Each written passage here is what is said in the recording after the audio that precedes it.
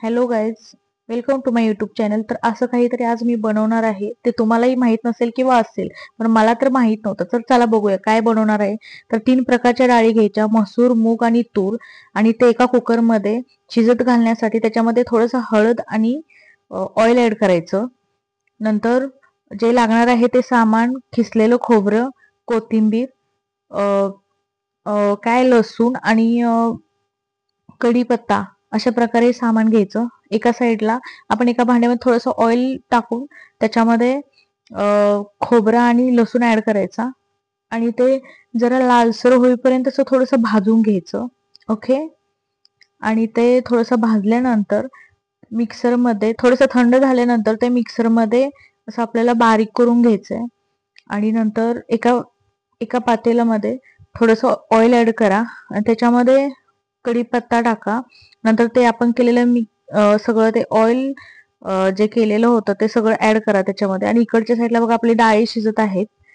So या साईडला मसाले सगळं ऍड करून घ्या. आणि याच्यामध्ये सांबर मसाला किंवा आपण मॅगी मसाला पण टाकू शकतो त्याच्यामध्ये. अशी टेस्ट थोडीशी चांगली येईल त्याला. आणि नंतर ते सगळं मिक्स करून घ्यायचं. थोडंसं जिरा पूड पण टाकून घ्यायची त्याच्यामध्ये. ते थोडंसं मिक्स करून घ्यायचं आणि त्याच्यामध्ये आपल्याला पाणी ऍड करायचंय थोडंसं. आणि पाणी ऍड करून घ्यायचं आणि त्याच्यामध्ये थोडीशी कोथिंबीर आणि चवीनुसार नमक थोडंसं ऍड करायचं. ओके. तर ही अशा प्रकारे बाजार आमटी बनलेली आहे. मलाही माहित नव्हतं. मी अशीच इन्फॉर्मेशन गोळा करून मी ते बनवलेलं आहे. सो ही अशा प्रकारे अशी आपली बाजार आमटी तयार आहे. सो अशी जेवणामध्ये खूप त्याची छान टेस्ट आली.